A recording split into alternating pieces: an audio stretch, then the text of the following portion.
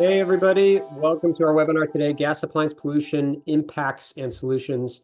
I'm Joe Wachunas with Electrify Now and NBI here, as always, with Brian Stewart, my teammate, and we'll introduce our panelists in just a second.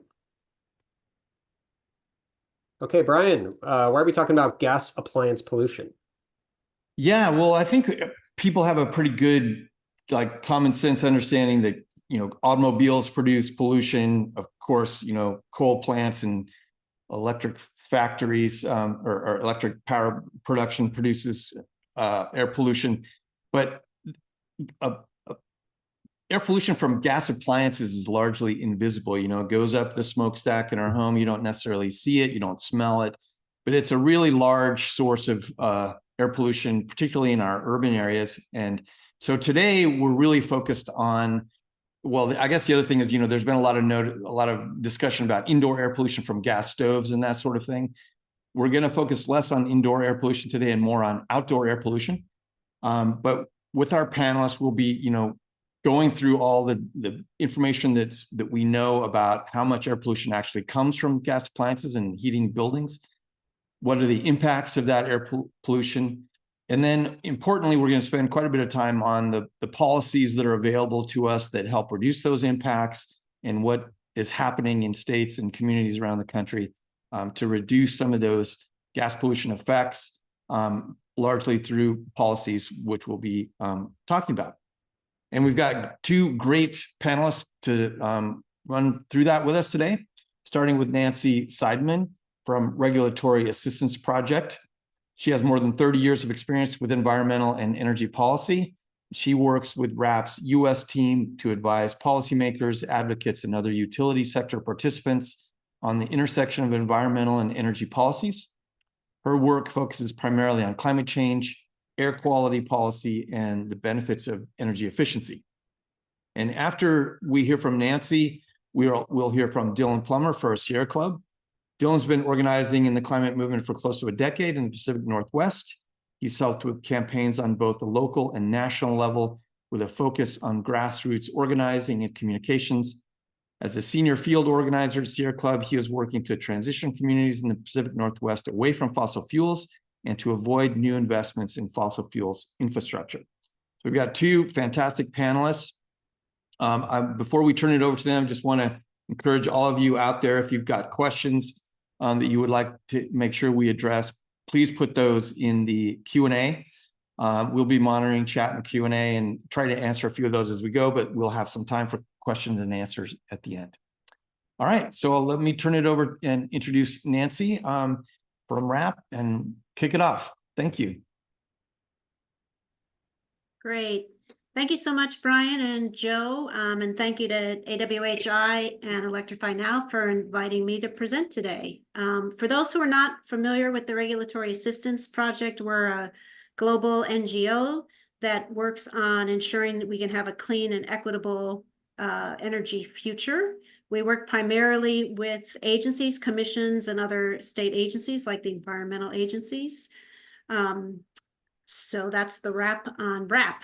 And so today I'm presenting on equipment emission standards, what and why they are important, what RAP and others are doing to promote building decarbonization using environmental regulatory authority. Next slide, please. So here's why we're talking about equipment emission standards today. Given our success in regulating emissions from larger sources of pollution like power plants, now we're finding that we need to regulate small but ubiquitous sources like water heaters and furnaces. So this slide talks about two pollutants that are national ambient air quality standards. That is nitrogen oxides and fine particles, those particles smaller than 2.5 microns, that are regulated by EPA and state and local agencies. Both pollutants cause significant air pollution and harm public health. And on my next slide, I'll be talking specifically about NOx. But fine particles are the tiny particles that lodge in your lungs and lead to increases in mortality. In fact, EPA just revised the fine particle standard to be more stringent. Thanks to RMI for this slide, they have documented that gas appliances are now larger than gas power plant emissions. In fact, about twice that for nitrogen oxides. The impacts of fine particle emissions is smaller than NOx for power plants, but they are nonetheless very important given their health impacts. If air districts or states don't meet the health standards, then they must submit a state implementation plan to EPA for approval, and I'll be talking about that more later. Next slide, please. So one of the unique twists of our model rule for equipment emission standards is that we regulate nitrogen oxide emissions. And here, this is a slide about how nitrogen oxides contribute to many important environmental problems and the host of adverse impacts that are listed on this slide, like smog and acid rain, transported air pollution, visibility impairment, eutrophication of water bodies, and as I mentioned, fine particle health impacts, since NOx is a precursor to fine particles. And most important for our model rule efforts and our efforts to regulate equipment, local, state, and federal agencies have clear legal authority to regulate nitrogen oxides. Unfortunately, that's not the case for greenhouse gases in many areas, and as the recent Berkeley case showed, greenhouse gas levels can be subject to litigation. But the good news is the greenhouse gases will be reduced if nitrogen oxides is regulated, because when fossil fuels use is reduced, all pollutants are reduced. And greenhouse gases can be regulated if a jurisdiction has authority, for example, state climate legislation. Next slide, please. So this slide puts an additional perspective on why we need to regulate water heaters and furnaces. This is data that the Northeast States for Coordinated Air Use Management, or NESCOM, prepared. NESCOM is a regional NGO whose members are the state air quality agencies. So if we're talking about nitrogen oxides, on the left, we have building-related NOx emissions from on-site fossil fuel combustion. And in the NESCOM region, that is New England, New York, and New Jersey, residential buildings are estimated to emit about 100,000 tons of NOx annually, which excludes the electricity-related emissions. This is about a third of the transportation nitrogen oxide emissions, which are on the far left. And then on the right, you can see a breakdown of the NOx emissions from on-site fossil fuel combustion from different home equipment.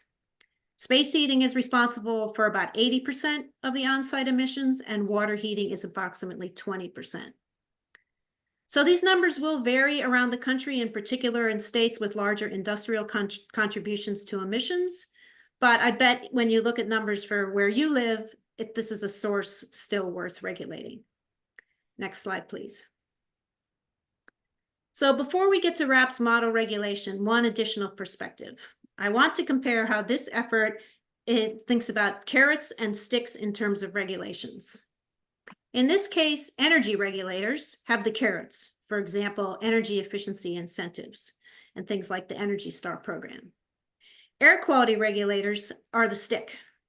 And the graphic that's there below the stick represents the rules that have been proposed and promulgated in California recently, showing that we're aiming to get to zero NOx emissions over time. Next slide, please. So now on to the model regulations. And here are some of the reasons why RAP started our initiative on equipment emission standards. I'll note that you may hear different names for this effort. Sometimes it's called appliance emission standards or zero emission appliance standards. But what we're doing is specifically distinguishing these efforts from appliance efficiency standards. So the purpose of our efforts have been to use local, state, and federal authority that allow to regulate emissions, to drive emission reductions by regulating water heaters and furnaces up to 2 million BTUs per hour heat input. And for water heaters, this encompasses residential and most commercial water heaters. Before writing our model rule, we began with the existing regulations in California, Texas, and Utah. For example, then I list here the Bay Area, who led the way with the first zero emission equipment appliance standard in March of 23. And you'll see a link there to that regulation. And along with that and other districts, they are regulating HVAC equipment, particularly the smaller furnaces. Both the Bay Area and the South Coast area district, South Coast covers the Los Angeles basin, have done regulations for water heaters and for furnaces. And the status of our efforts is such that RAP developed a model rule for water heaters, and there's a link here in 2023. And now we're working together with NESCOM on a model rule for HVAC equipment this year, likely residential and small commercial equipment, again, working from existing regulations in the California air districts. Next slide, please. So how does our model rule work? This slide talks in particular about the water heater rule, but the HVAC rule will likely follow a similar format. And our format is similar to the rules that are in existence in the jurisdictions we just talked about. RAP's model rule from 2023 has in fact been improved and revised with NESCOM's and the state's support, and we expect to publish that later this year. But to tell you a little bit more specifically about the model rule, it prohibits the sale or installation of equipment that doesn't meet a specified emission limit. It looks to regulate nitrogen oxides and combustion greenhouse gases. And it establishes that by doing an emission limit and a schedule for lowering those emission limits in future years. We start with the low NOx standards, which is what the California districts have had in place for many years. And then we go to zero NOx and zero greenhouse gas emissions in future years. And I should mention that our rule, in addition to covering gas, covers fuel, oil, and propane, because those are significant delivered fuels, particularly in the Northeast. And finally, the rule requires that manufacturers submit third-party testing of their low NOx equipment, and then they have to apply for certification of the makes and models that meets those standards before they can be sold. We developed a technical support document to go with the rule. That's at the link I put up earlier. And NESCOM has supplemented our technical support document with additional estimated health and emissions benefits, as well as cost effectiveness estimates. Those were done for residential water heaters. And RAP is continuing to collect information on the larger water heaters, those greater than 400,000 BTUs, in part by following the efforts that South Coast is doing to regulate those larger water heaters. Next slide, please. I wanted to mention, and Dylan's going to elaborate, on a significant effort that NESCOM and states had to sign a memorandum of understanding on equipment emission standards in February. You'll see links here to the memorandum of understanding and press materials. Dylan's going to talk, I believe, about how this is taking shape in Oregon, and I'm happy to answer questions about the Northeast. But for right now, I want you to know that this is a significant effort across energy and environmental agencies to further the deployment of heat pumps and heat pump water heaters over the next decade and beyond. And I wanted to mention on the last bullet, a support statement from the heat pump manufacturers that was put together by the Building Decarbonization Coalition, and how great it is to see the manufacturers stepping up with their support for these efforts. Next slide, please. So I have 2 more slides. This is the last one on the equipment standards, and I just wanted to recap why we think this is an excellent strategy.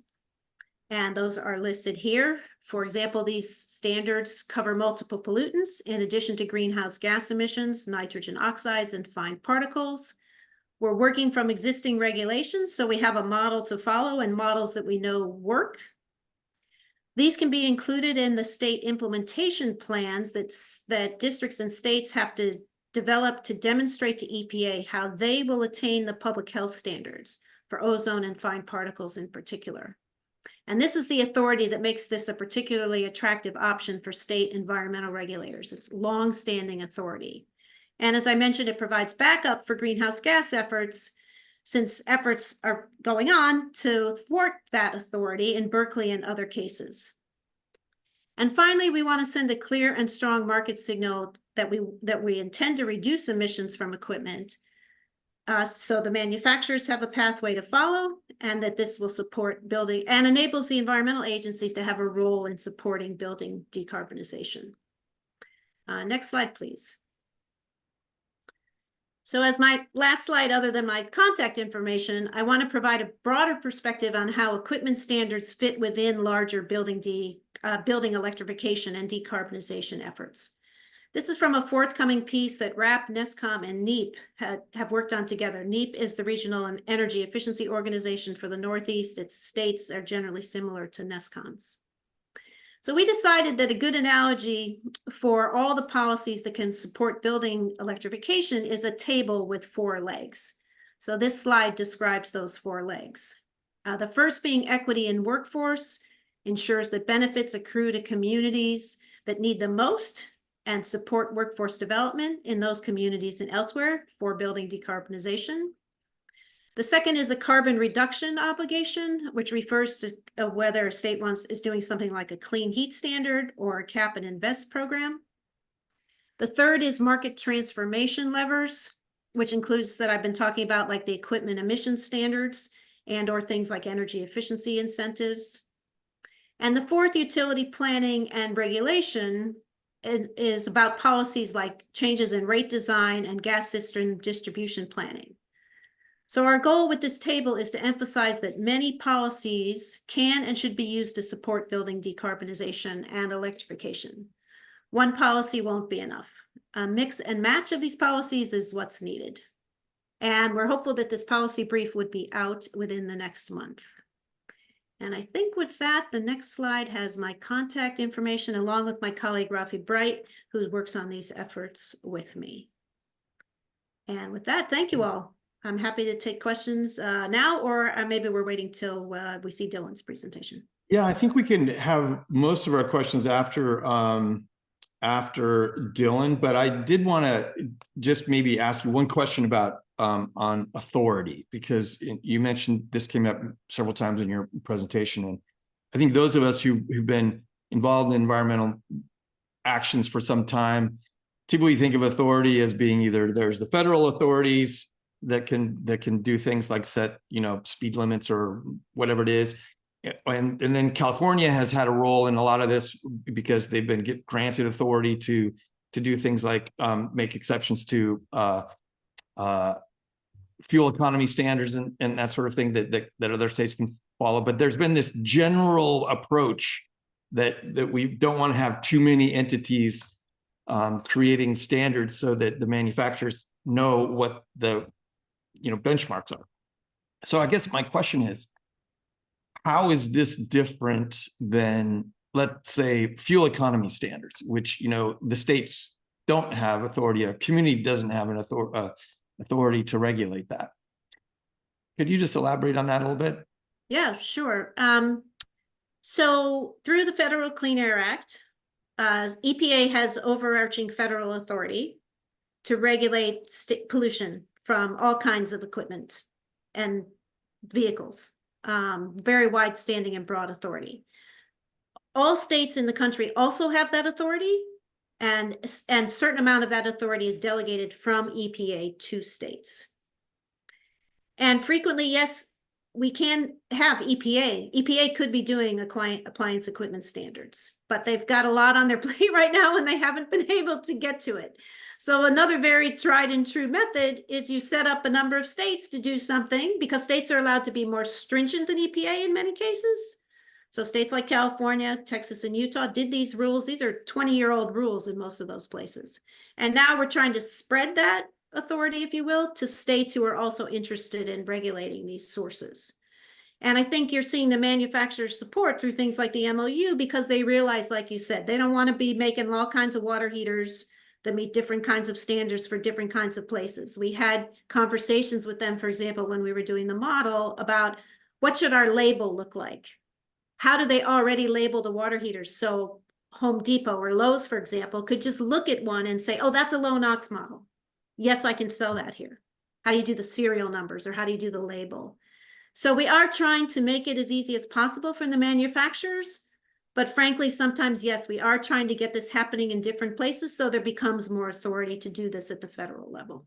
Well, and Nancy, that trickles down a little bit further, right? From states, it goes also to air quality districts. And before you answer that, somebody's also asking if any local governments are working on equipment emission standards as well.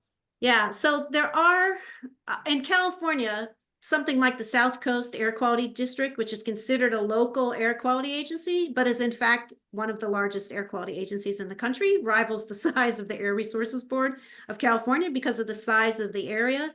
So there are very different kinds of local air quality agencies. You have everything from South Coast to, I've worked with the Dayton Air Quality Agency, which is a much smaller organization.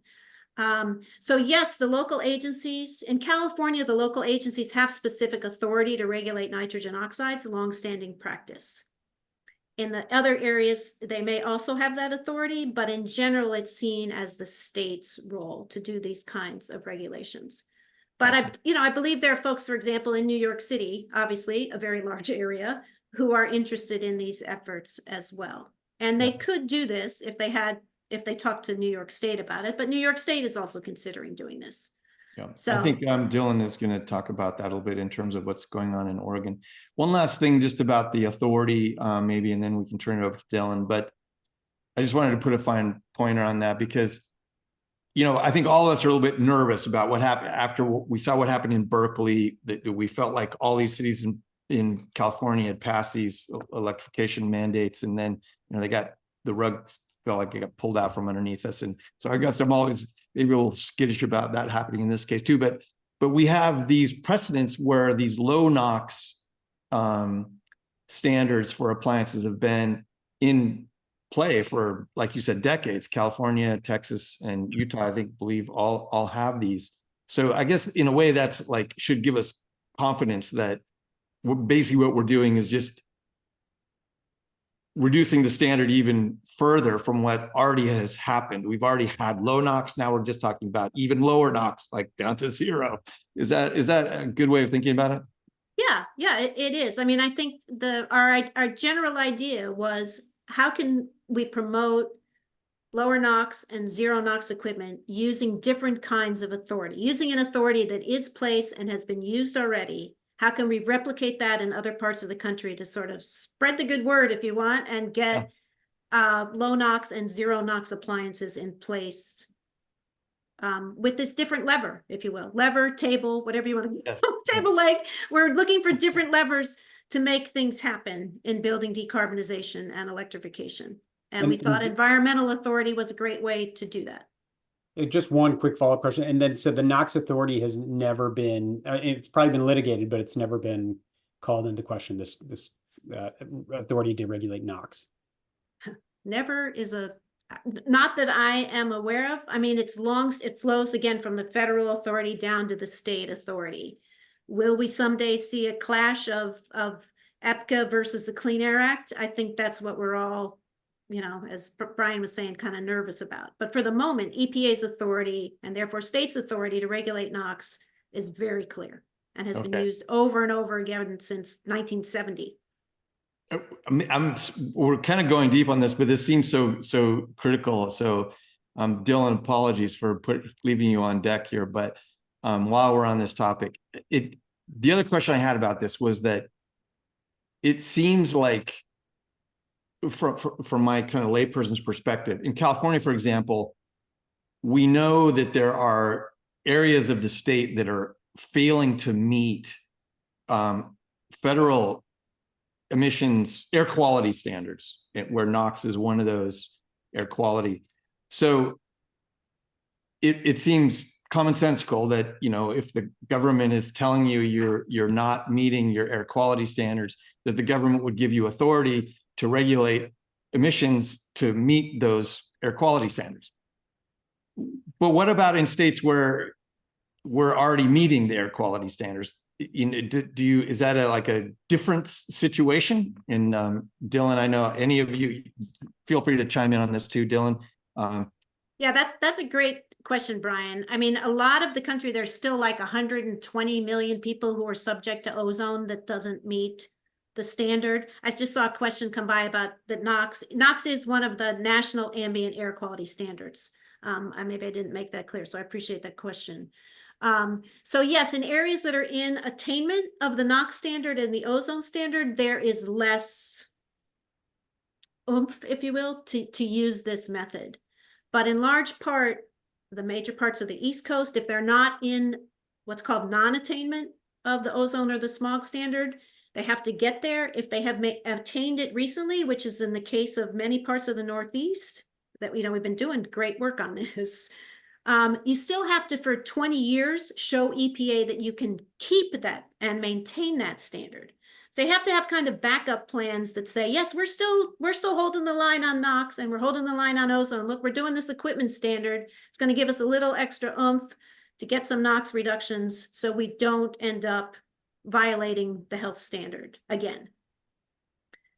Okay, great. I think, well, thank you for that, Nancy. Really love that. That was really helpful. I think we should turn it over to you, Dylan, and yeah, have you share screen, and then we'll do some more general Q&A at the end.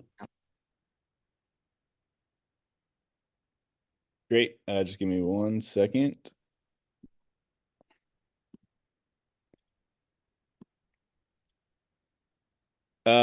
Cool. So I'll try not to cover too much ground that Nancy has already touched on. And if I do, I'll just try to go quick through it. But I'm going to start by talking. First, I'm Dylan, using him pronouns, based in Eugene, Oregon on Calapooya land. I'm a senior field organizer with the Sierra Club, working specifically on building decarbonization in the Pacific Northwest. So I want to talk just a little bit more about the health impacts associated with the use of fossil fuels in buildings.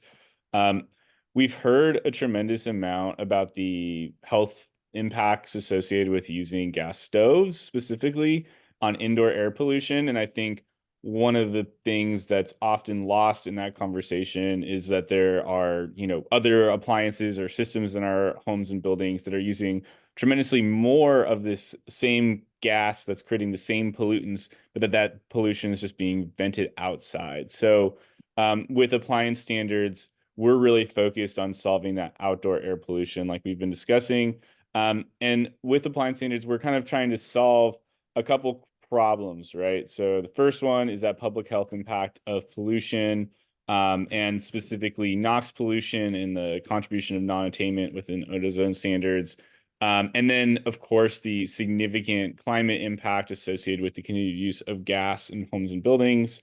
And then I think it's important to note as well that it's really critical that we're undermining kind of the strategy of the fossil fuel industry and basically trying to set a strong kind of end date for when we will no longer be using polluting fossil fuels in our homes and buildings, and sending a market signal to appliance manufacturers to begin providing alternatives quickly.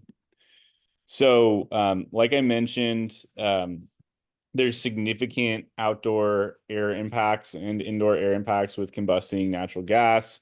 This graphic has a nice kind of visualization, right? We have a variety of different chemicals that are being either put into your home through your gas stove or vented outdoors by your hot water heater and your furnace. And while indoor air quality is mostly unregulated, outdoor air quality is very much regulated, as we've been discussing with the Federal Clean Air Act and statewide Clean Air Acts. So I can just talk briefly about some of the specific health impacts with nitrogen oxides or NOx. Short-term exposure can cause decreased lung function, asthma exacerbation, respiratory infection, and stroke. And long-term exposure can drive premature mortality, cancer, cough, shortness of breath, long-time asthma, wheezing, respiratory illness in children, and many other side effects. Also important to note, carbon monoxide causes death, brain damage, seizures, memory loss, dementia, headaches, dizziness, and nausea. And then long-term can create brain and heart toxicity, heart failure, cardiovascular disease, low birth weight, and more. And then PM 2.5, which is kind of the most common air pollutant, can lead to, it's pretty widely known, have lots of negative health impacts, including stroke and increased blood pressure, and then long-term impacts, including many of the things I've already named. I think it's also important when we're talking about outdoor air pollution in the Pacific Northwest that we name, a recent trend in the last 10 or 15 years, which is just really regular widespread wildfire and wildfire smoke, and that dramatically increasing exposure for residents to high levels of particulate matter and other toxic chemicals especially when communities burn and specifically buildings and homes burn. So this graphic talks about the significant kind of price tag associated with that outdoor air pollution and the subsequent health impacts. Based on EPA data, we believe that there's about a $205 billion annual price tag on the health pollution or air pollution associated with burning fossil fuels in homes and buildings. And again, continuing to use EPA data, we at Sierra Club believes that there's over 18,300 premature deaths that can be attributed annually to air pollution from homes and buildings from using fossil fuels. So this is a really significant health issue. And it's also important to note that there are disproportionate impacts to more vulnerable communities. Like all things with our environment, the impacts of this pollution do not fall equally amongst our populations, but disproportionately impact vulnerable communities, and specifically communities of color, which have, are exposed to higher levels of pollution overall, more likely to have pre-existing conditions, and more likely to experience cumulative health impacts of systemic racism, specifically because of historic policies of racist redlining. People of color are more likely to live in industrial areas with higher air pollution, and the NOx pollution associated with homes and buildings further contributes to the air pollution that these folks experience and the cumulative health impacts. It's also important to talk about low-income folks and renters here in the Pacific Northwest. We have a tremendous portion of our population that's renting. I know in Eugene, where I live, over 50% of the population are renters and have no control over the form of heating and cooling that they have access to. They're more likely to live in small units and multifamily units, more likely to live in denser urban environments, and less control over potentially upgrading their system. So this is both for indoor and outdoor health impacts. And then, of course, children and elderly folks are more likely to experience severe symptoms from these outdoor exposure to these pollutants indoors and outdoors.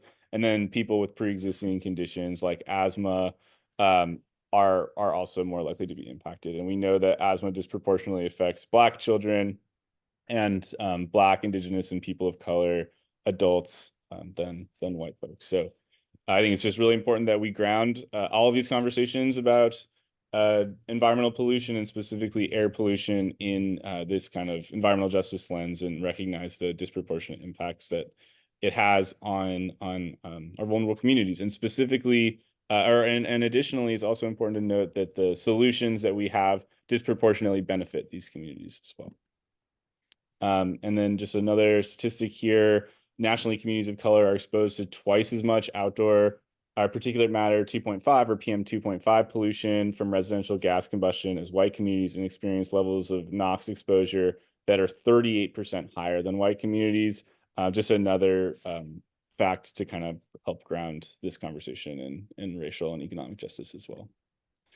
And then I don't want it to lose the fact that this is also a significant climate problem. U.S. buildings are responsible for more emissions than the entire pollution of 179 countries.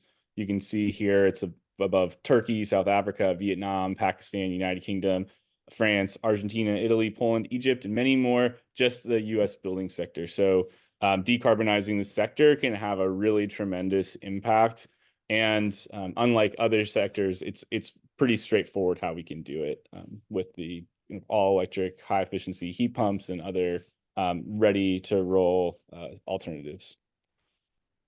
So that's just kind of some background on the health impacts and just the broader landscape. And I want to just kind of take a quick look at what policies are moving around the country.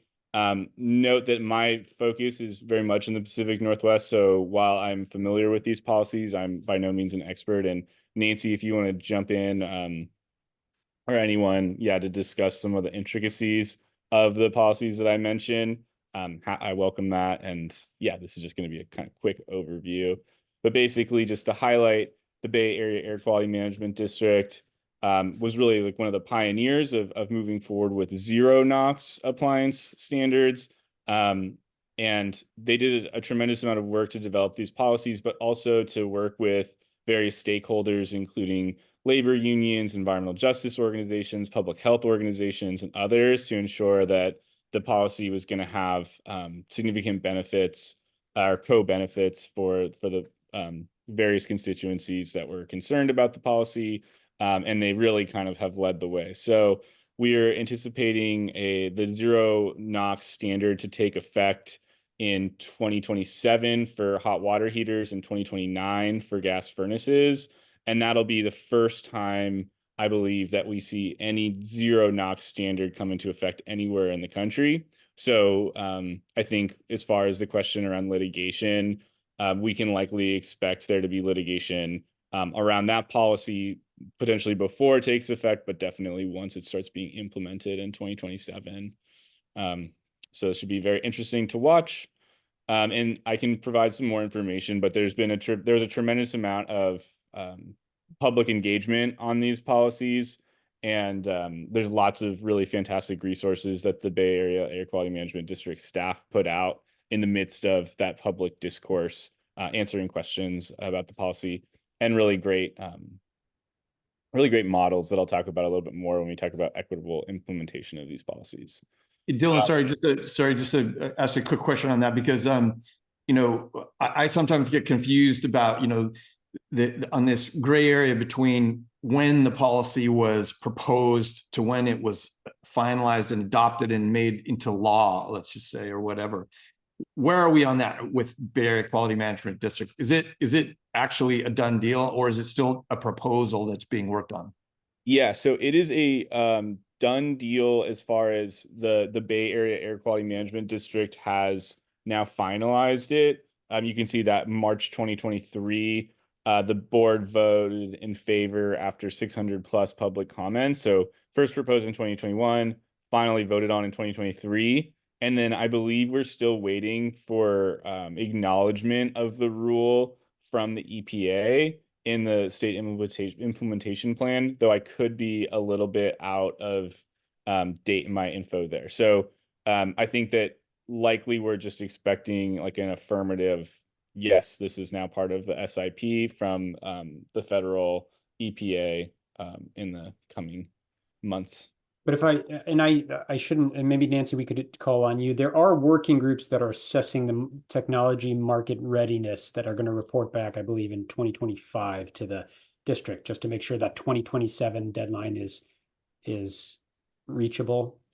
Yeah, and I'll talk about that in the equitable implementation, but basically there's this implementation working group, and so they have what's called like conditional implementation. So if the equity working or the implementation working group comes back and says like, hey, actually this isn't a feasible policy it to take effect in 2027, then we'll push back the start date a little further in order to make sure that we have ample runway to really launch the resources necessary to make sure that it's like a smooth transition.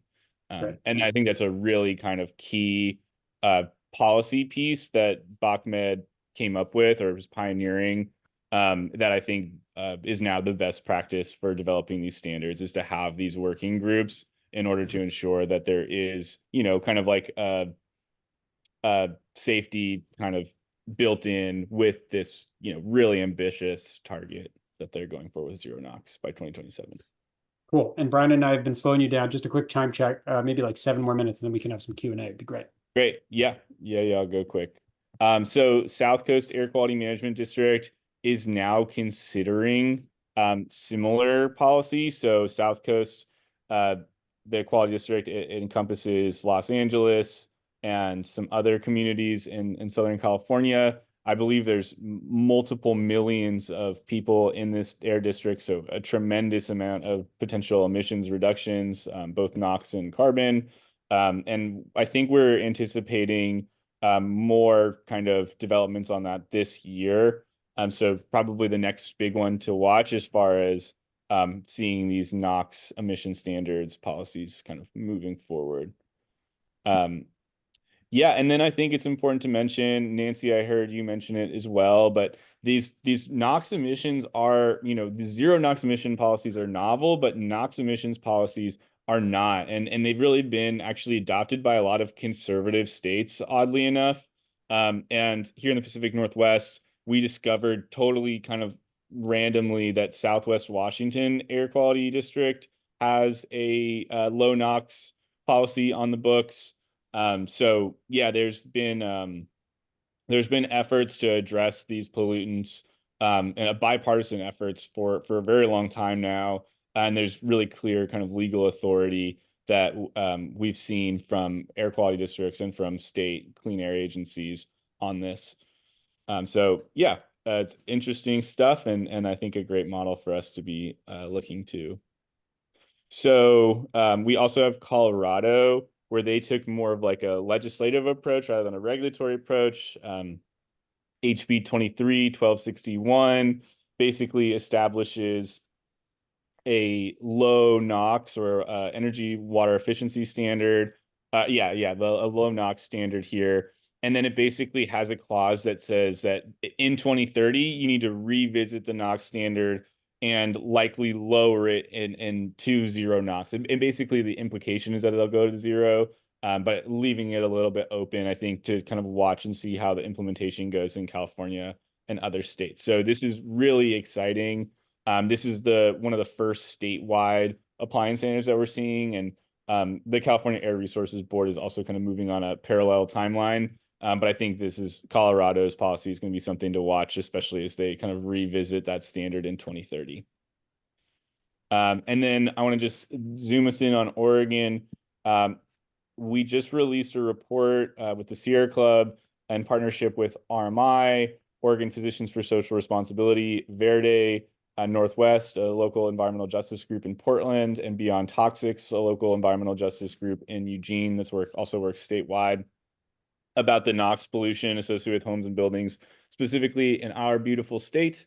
And yeah, basically the top line finding is that burning fossil fuels in our homes and businesses release more than 4,000 tons of harmful NOx emissions every year, which is as much as the state's power generation and cement manufacturing combined. Those are two of our most polluting industries, and is the second source of NOx behind transportation. So check out the report. I can drop a link in the chat once I'm done talking. It's got lots of great resources, and it specifically zooms in on Multnomah County, which is the largest county in the state that encompasses Portland. And of course, Multnomah County has a very significant NOx pollution problem, and is by far the largest source of, or has the largest NOx pollution from homes and buildings of any other county in the state. And it generates 3/4 as much NOx pollution from homes and buildings as comes from all the gas power plants in Oregon. And then additionally, there's been quite a bit of research done in Portland and Multnomah County broadly over the last decade or so about disproportionate impacts of poor air quality on low income and communities of color. And so we just kind of summarize some of those impacts as well. Analysis focused on Portland found that unhealthy air quality is more likely in neighborhoods with high populations of Hispanic and African American residents. And then according to EPA's EJ Screen tool, areas in the county with high concentrations of low income and BIPOC communities are likely to experience levels of particulate matter, ozone, and other dangerous air pollutions that are 2 to 3 times higher than in other areas of the city. And it's important to note that PM 2.5 and ozone are, ozone's or NOx is a precursor to ozone, and then particulate matter and NOx are directly, polluted by the use of fossil fuels in homes and buildings. So the continued use of gas and other fossil fuels in our homes and buildings is just further driving an existing environmental justice issue in the city. So with that, it's exciting because Oregon is making motions as though they're going to move to begin developing their own appliance standards. in September of 2023, Oregon joined with 10 other states and signed on to a commitment with the U.S. Climate Alliance to explore developing zero emission appliance standards.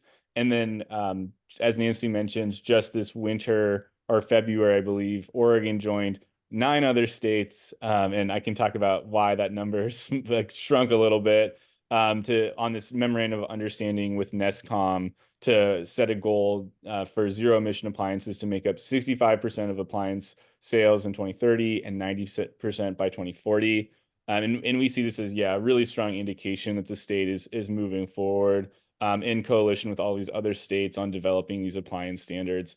And so we're really eager to support the Department of Environmental Quality, our statewide air quality agency, as well as local governments that are considering exploring their own authority to establish NOx standards. I know the city of Ashland is currently discussing a low NOx standard that could potentially get to zero, and a few other cities in Southern Oregon. And then there's been conversations at Multnomah County for a long time now about the air pollution associated with burning gas. And I think that it's likely that they could move forward sometime in the near future with some kind of regulatory approach. So we're really, really excited to see that. And then I mentioned the shrinking number from 10 to 9 other states with Oregon on this effort. We've been in conversations at Washington as well, and there have been some kind of concerns about their legal authority to establish appliance standards, which the Sierra Club doesn't necessarily agree with their current opinion. But we are, in continuing conversations with the state. But they were the ones who dropped out from the announcement in September. They were part of that, and then they didn't join the memorandum of understanding. So it seemed like they're moving a little slower on the appliance standard or the regulatory front, but there's lots of really exciting stuff happening on electrification broadly in the state of Washington. And then I just have one more little section here. I'll try to keep it brief, but basically on implementing an appliance standard in Oregon. We're really focused here in Oregon, as I'm sure many folks are around the country, around a just transition and making sure that any transition off of gas has tremendous benefits for low-income, BIPOC, and other historically marginalized groups. And it's obviously the trying to avoid having any of the financial onus of that transition shouldered by these folks. So any appliance standard that we see in Oregon being developed, we are going to be pushing for use of that kind of same model that BAAQMD implemented down in the Bay Area, with an implementation working group and conditional implementation based on whether or not the policies and resources are in place to make sure that that's like a seamless transition. We want to make sure that we're taking advantage of federal Inflation Reduction Act, electrification incentives, as well as the kind of plethora of state incentives in Oregon, and local incentives, such as the Portland Clean Energy Fund. And I might mention a little bit more about that in just a second, the Portland Clean Energy Fund specifically. And then also trying to replicate the tremendous success with BAAQMD in bringing along the building trades and organized labor and supporting the policy and ensuring that there are policies in place that we're building out a unionized workforce that can make these transitions possible and creating good paying green jobs while we're transitioning off fossil fuels. I think it's worth talking a little bit about the Portland Clean Energy Fund because it's such a spectacular model for other cities to be following. Portland has a tax on big box stores that make over $1 billion in national profits, and over really $500 million in local profits. And those tax dollars that they're generating are going to support climate justice initiatives. And one of the big things that they've been supporting have been programs to install heat pumps and do direct retrofits for vulnerable communities, with a focus on adding heat pumps to ensure that folks have access to cooling as our communities experience increasingly severe heat waves in the summer. So I think that any appliance standard could pair really, really nicely with that existing Portland Clean Energy Fund programmatic work that's happening, and could offer an opportunity for longer range and more comprehensive planning on using that funding to ensure that all low-income homes are retrofit free of charge. And then just last slide I've got here is just kind of a visualization of how these standards can work. This is the numbers are a little bit arbitrary here, but right? Like we set the standard in 2024 or 2025 or 2026, basically sending a market signal saying, hey, by this time, like these appliances will no longer be relevant. We will need zero emission appliances only at this point. Then creating like an interim standard, a low NOx or ultra low NOx, where we give folks an opportunity to begin that transition while taking, meaningful measures to reduce the air pollution associated with the appliances. And then we reach zero emissions in 2032. That implementation working group has been working throughout to increase retrofit funding, to make sure that all the policies are in place so that that transition is seamless. I think it's just a helpful graphic to help visualize how it's going. And then, of course, if you have any questions or are interested in learning more about what's happening in Oregon specifically, feel free to email me. My email's here, and I can put it in the chat as well. And then I'll drop a link to that report as soon as I'm done talking.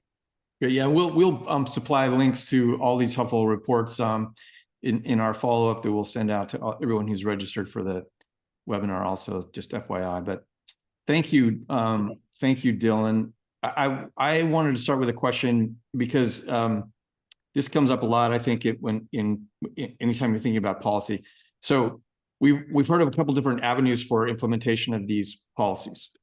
Some could be local jurisdictions, like potentially a county that has health authority, or it could be a air quality management district. It could be a statewide air quality group, like here in Oregon, that would be DEQ. Or it could be the state legislature. And it sounds like in Colorado, the legislature has actually taken some steps there.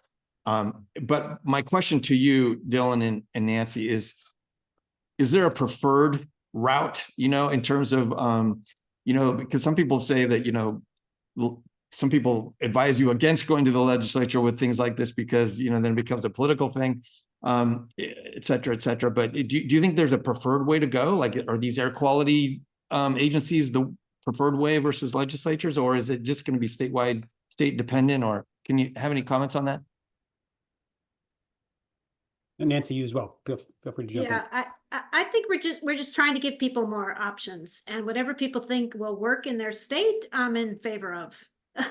So that's another reason we were doing this whole table brief with the 4 legs, to sort of lay out the landscape for people and say, there's a lot of ways we can be approaching this, and I really appreciate Dylan focusing on all the equity aspects of this. And so some people want to start there, and I appreciate that, and that's a great way to do it. And other people want to say, well, we can't get these through on efficiency, we have to follow DOE, so let's look at the environmental. I'm in favor of whatever's going to work and get people to move. Yeah, that sounds good. Dylan, do you have any comments on that? Yeah, I mean, I think that it's important to understand that the gas industry sees regulation as an existential crisis, though it doesn't necessarily have to, right? There's plenty of other business models that the gas industry could pursue in using its existing infrastructure to support thermal networks or anything else. But despite our best efforts to try to bring them along as a partner, the gas industry has been fighting tooth and nail against policies like this. And so I think that I think that, like Nancy said, it should be dependent on state by state or locality by locality, how folks want to pursue moving forward with these kind of regulations, whether it's the legislature or at the clean air agencies or local governments.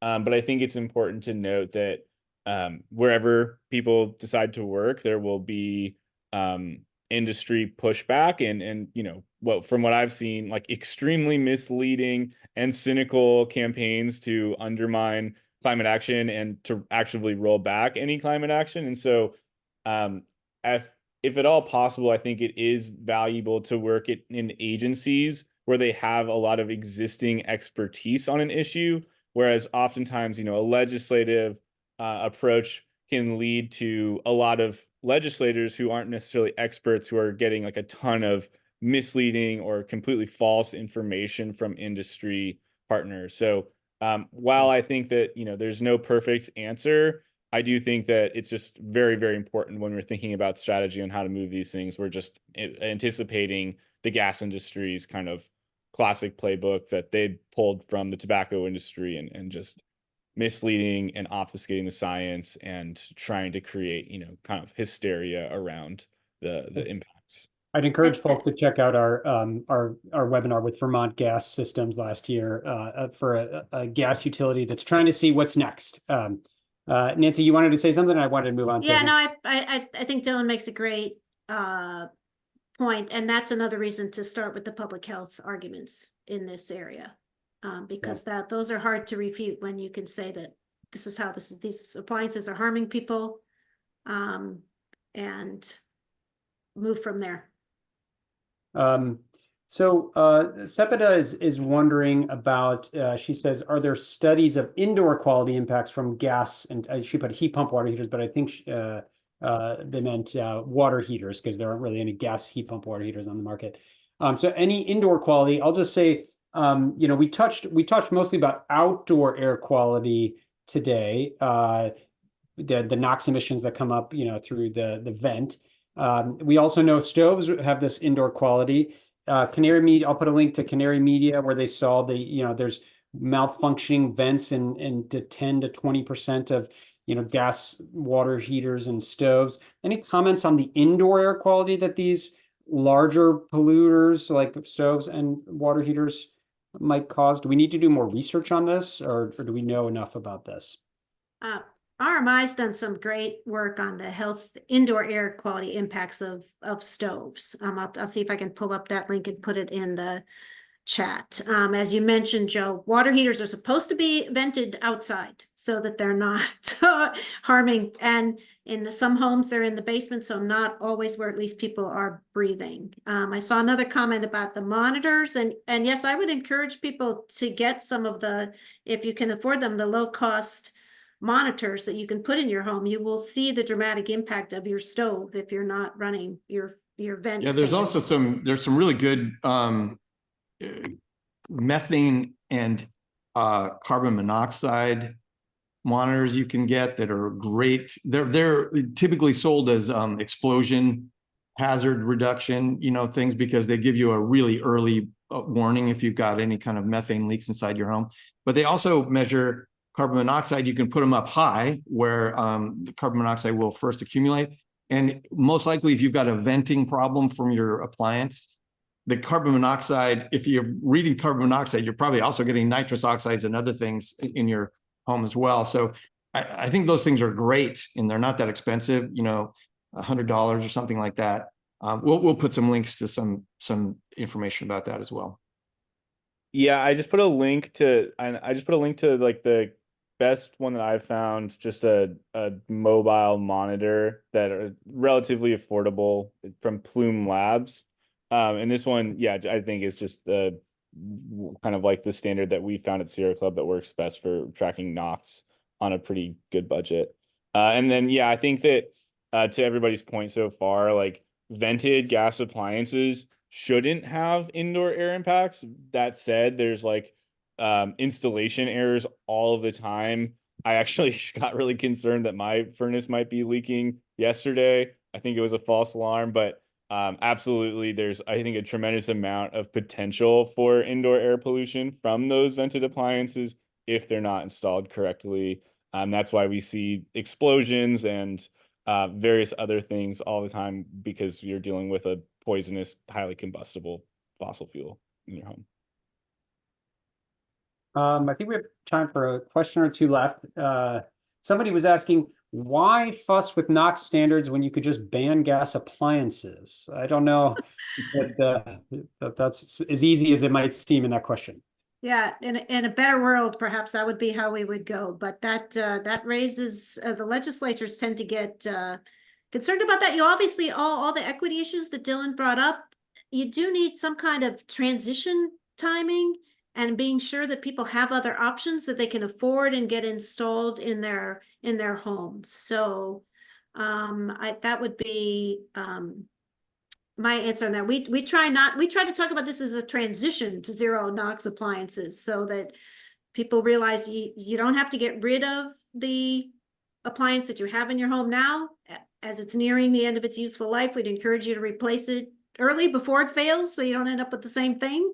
But doing this in an orderly way. The manufacturers obviously need to scale up their production of all these things as well. So. Brian, do you have a final question for our panel?